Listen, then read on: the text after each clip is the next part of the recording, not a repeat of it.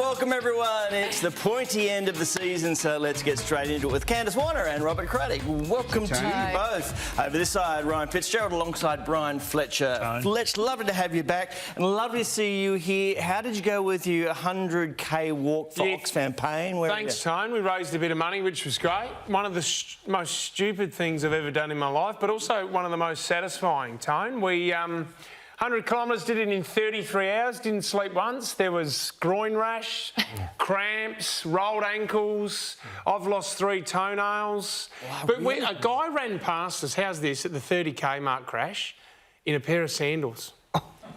And I'm talking the roughest terrain, Ku-ring-gai National Park. You're going through some of the roughest terrain and a bloke was in a pair of sandals running the course. With or without socks? No socks at all. Good on him. He was in the Jesus thongs. And, yeah, it was unbelievable. But I'm feeling all right. I'm in a pair of thongs tonight. But a thong or a pair of thongs? I'm wearing a thong. Do you know what? I did get bum chafing at the 80k mark and it was one of the worst. It was sandpaper gate in between those two cheeks. I needed Davey's sandpaper.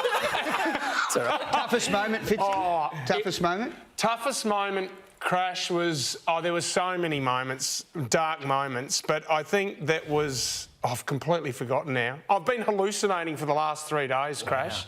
But it was really, really satisfying and a great event. Chafing. Yeah. I have to grease up between the green room and here. I said last week that I hope the Tottenham fans weren't peaking too early with their love of Ange Postecoglou. Well, week 3, an away win, and even Robbie Williams has been caught up in the fever.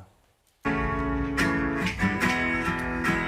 through it all, we'll play the way we want to, with Big Ange Postecoglou, whether I'm right or wrong.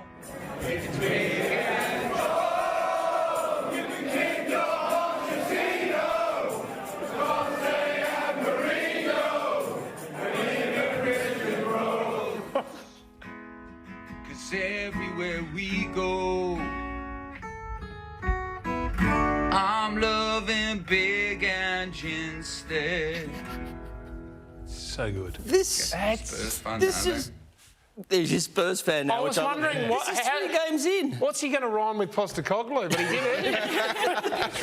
That's a big concession, though. Like, he grew up as a Port Vale fan of a smaller club in a smaller division, and you never change clubs in English soccer. You know what it's like.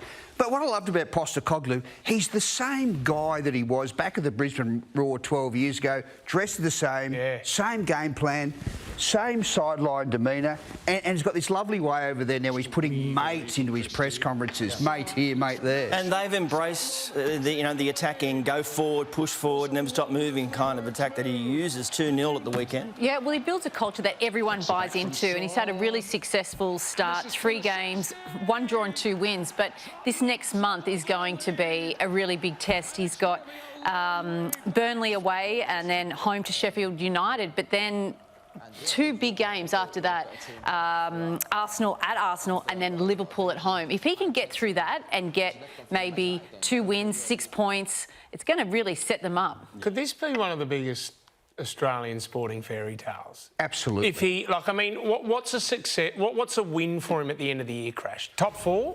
Oh, Champions League. Champions League, yes. Because they haven't... When was the last time they did... Or have they done that? Well, that's right. They've been decades without winning a trophy. They've lost Harry Kane, which may have sort of been a bonus to sort of de-Harry the club and start James from Madison scratch. From Leicester City, who's turned up and scored at the weekend and looks really good as well. So. Yeah. And God, they'd never wrote a song about Frank Farina, but they had about... Who drives a Marina? Oh, let me write that down. Yeah. Sees after. There's magic certainly going on at Tottenham, even in the way they pour beers at the ground. Have you seen this? Look at this. Fills it up.